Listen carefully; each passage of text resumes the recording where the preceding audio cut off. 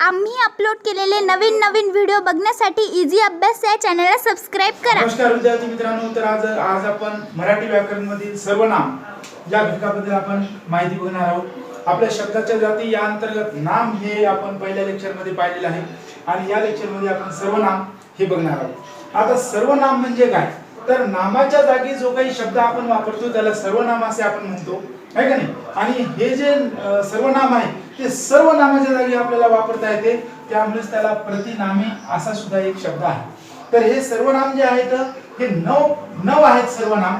कोणकोणते आहेत, हे मूळ सर्वनाम आहेत 9।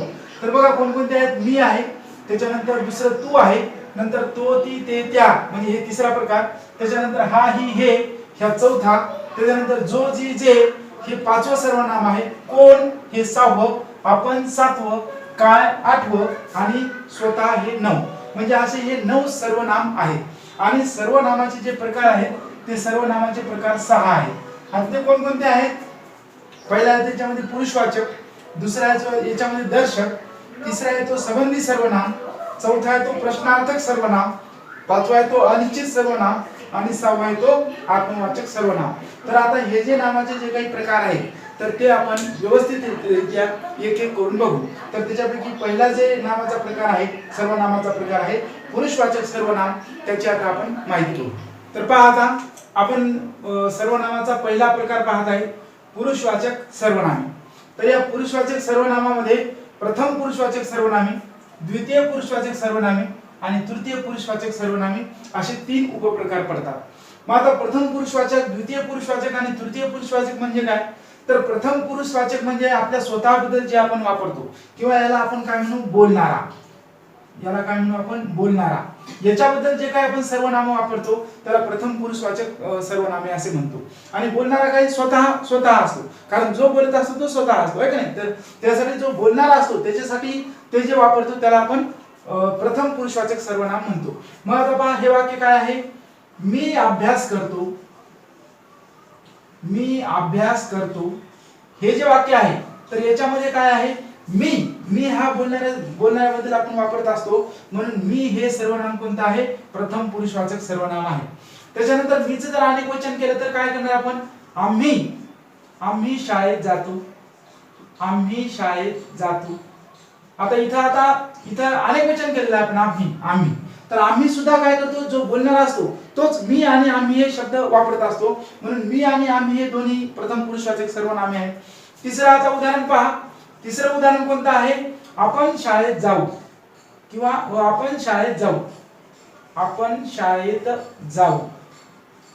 आता हे पण कोणासाठी म्हणाले, ते बोलणारा पण याच्यामध्ये आहे, जो कोणी बोलत असेल तो आपण शाळेत जाऊ म्हणजे त्याच्या स्वतःविषयी तो बोलत आहे।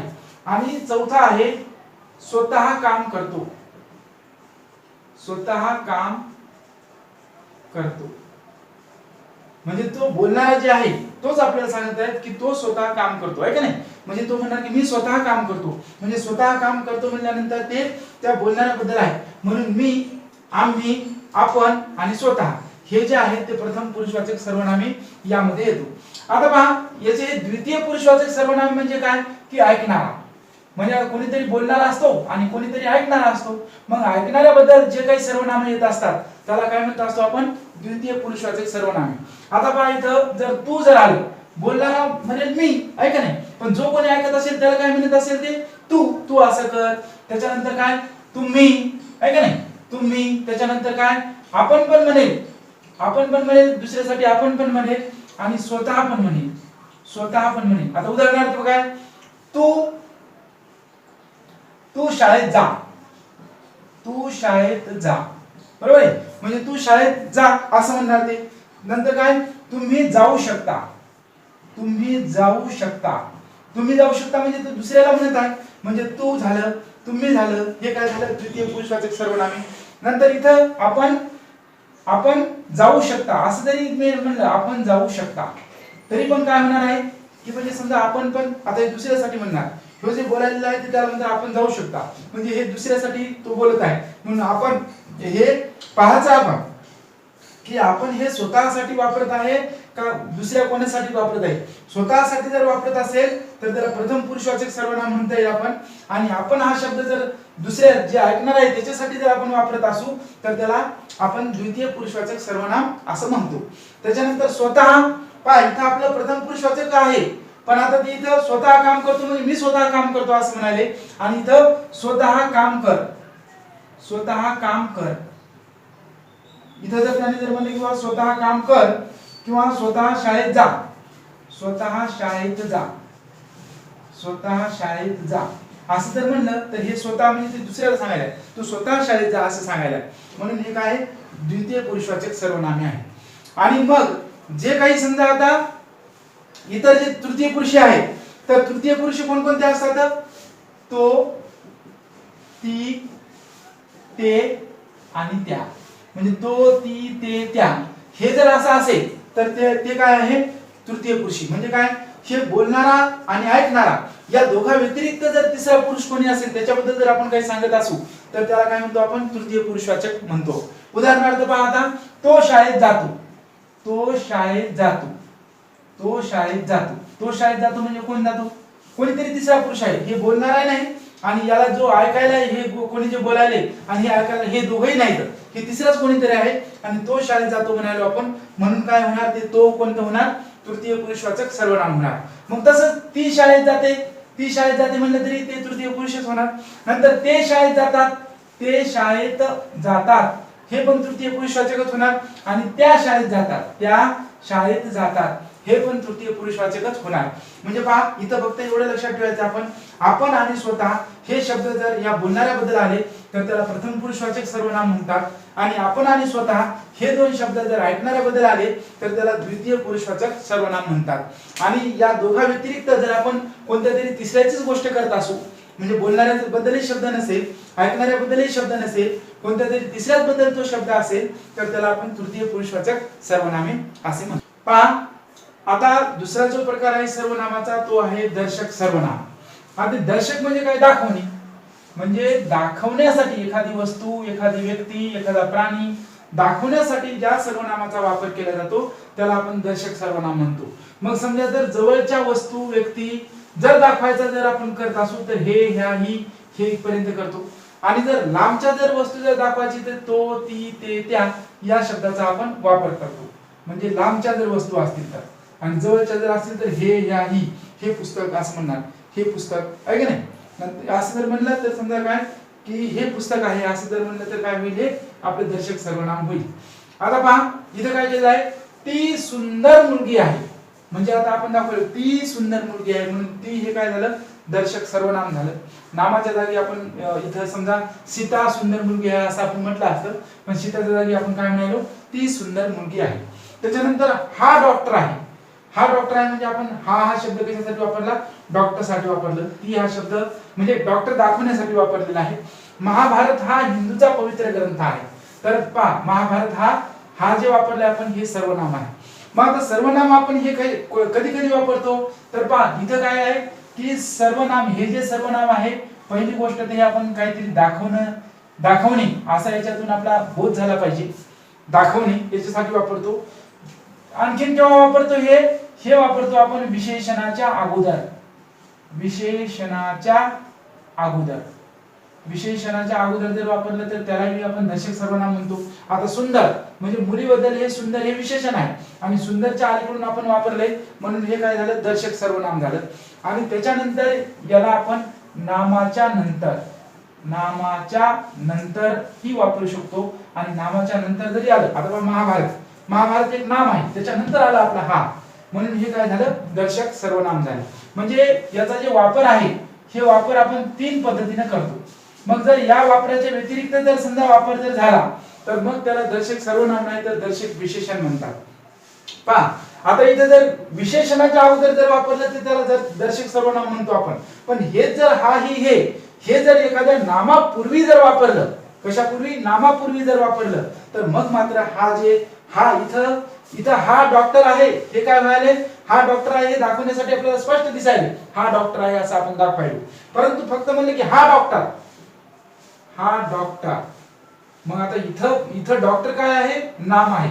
आणि या नामाच्या अगोदर आपण हे हा वापरले म्हणून इथं हा काय होईल? हे दर्शक विशेषण होईल. इथे हे दर्शक सर्वनाम होणार नाही.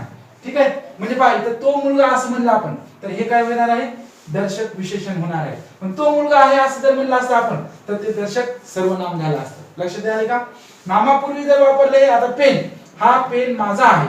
आता पेनच्या अगोदर हे वापरलं बरोबर आहे म्हणून हे हा काय होणार इथं दर्शक विशेषण होणार. जर इथं काय हा सुंदर पेन, हा सुंदर पेन माझा आहे असं म्हणलं असतं तर सुंदर काय विशेषण आहे. विशेषणाच्या अगोदर जर वापरलं तर ते काय होणार आहे दर्शक सर्वनाम होणार आहे. पण नामाच्या अगोदर जर या दर्शक जे सर्वनाम आहे ते जर वापरलं तर ते दर्शक विशेषण होते. ही गोष्ट विशेषतः लक्षात ठेवा. पहा आता ती मुलगी डॉक्टर आहे. आता ती मुलगी काय झालं नाम झालं आणि नामाच्या अगोदर हे वापरलं आपण म्हणून याला काय म्हणणार आपण दर्शक विशेषण म्हणणार. परंतु आपण जर म्हणलं असं की ती समजा आता इथं काय म्हणलं असतं आपण की ती मुलगी आहे इतकं जर वापरलं असतं ती मुलगी आहे तर आपण हे दाखवायलो की ती एक मुलगी आहे असं आपण दाखवायलो. ठीक आहे. म्हणजे ह्या गोष्टी लक्षात ठेवा.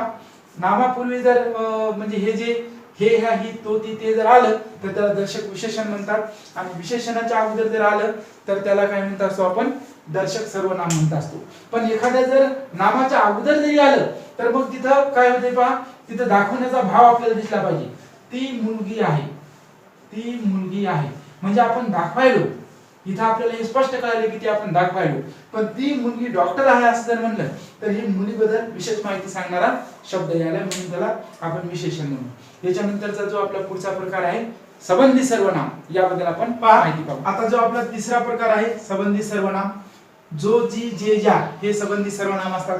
इतकं जरी आपण लक्षात ठेवलं तर याच्यामुळे आपल्याला संबंधी सर्वनाम ओळखता येते. परंतु काय की ज्या सर्वनामाचा पुढे येणाऱ्या नामाशी काहीतरी संबंध असतो त्याला काय म्हणतो आपण संबंधी सर्वनाम म्हणतो. उदाहरणार्थ काय जो चोच देतो किंवा चोच देईल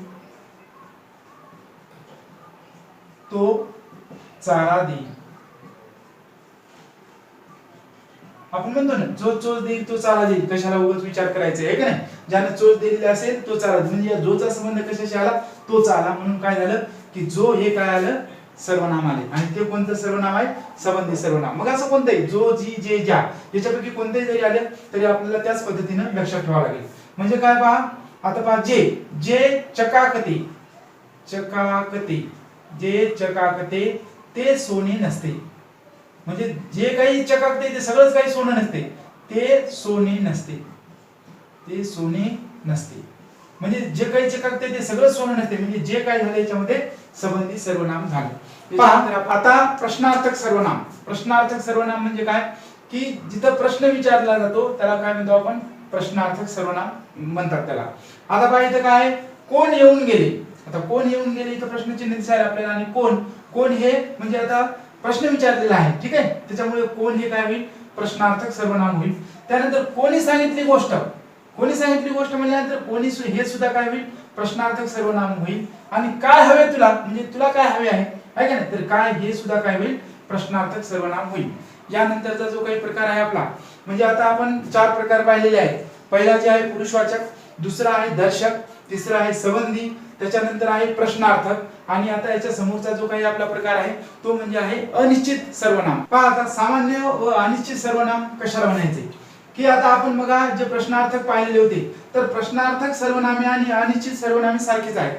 फक्त फरक काय आहे जर वाक्याच्या शेवटी जर प्रश्न दिसला तर ते प्रश्नार्थक आणि वाक्याच्या शेवटी जर उद्गारवाचक किंवा फुल स्टॉप दिसला, उद्गारवाचक किंवा फुल स्टॉप म्हणजे विधानार्थी किंवा उद्गारवाचक वाक्य जर असतील आणि त्याच्यामध्ये जर आपले मागचे आपण काय की जे काय म्हणतात त्याला प्रश्नार्थक सर्वनामे होते ते जर आपण याच्यात वापरले असतील तर त्याला काय म्हणायचं सामान्य किंवा अनिश्चित सर्वनाम. एवढी गोष्ट लक्षात ठेवायची.